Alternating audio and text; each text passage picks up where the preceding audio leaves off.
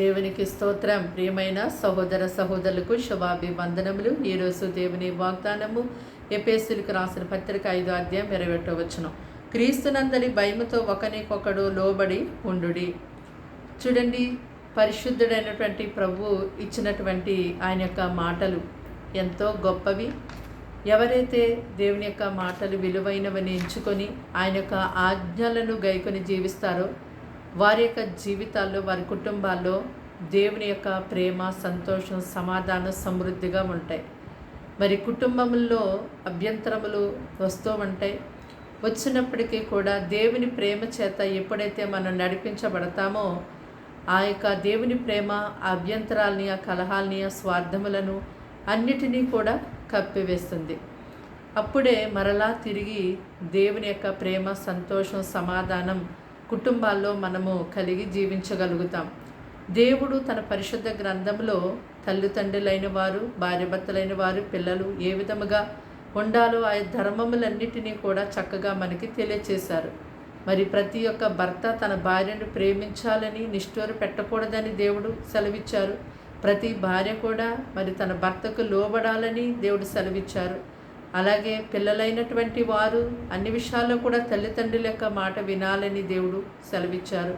అంతేకాదు తండ్రులైనటువంటి వారు పిల్లల మనసు కృంగకుండానట్లుగా కోపము రేపకూడదని కూడా దేవుడు ఆజ్ఞాపించారు.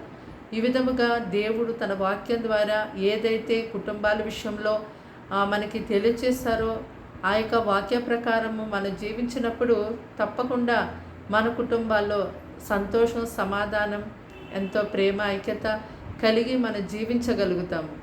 ప్రార్థన. దేవానికి వందనాలు, స్తోత్రాలు, స్తుతులు చెల్లిస్తున్నాం తండ్రి. మాటలు వింటున్నా నీ బిడ్డల్ని మీ రక్తంతో కడిగి ముట్టి బలపరిచి దీవించి ఆశీర్వదించండి. నీ యొక్క శక్తి చేత వారిని నింపండి. వారి జీవితాన్ని కట్టండి, వారి కుటుంబాన్ని కట్టండి.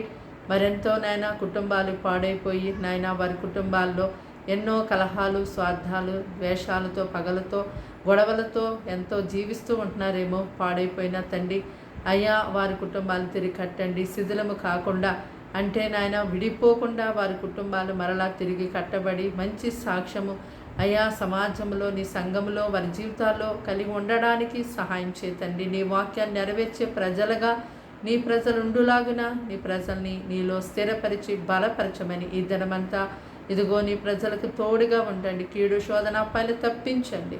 నీ ప్రజలకు నీ వాక్యమును నేర్పించండి, వాక్యమును తెలియచండి, నీ మార్గాల్లో నడిపించు, వారిని ఆశీర్వదించమని ఏదైతే అడుగుతున్నారో అది యేసు నామములో వారికి అనుగ్రహించమని యేసు నామములో ప్రార్థన సమర్పించి వేడుకుంటున్నాం తండ్రి.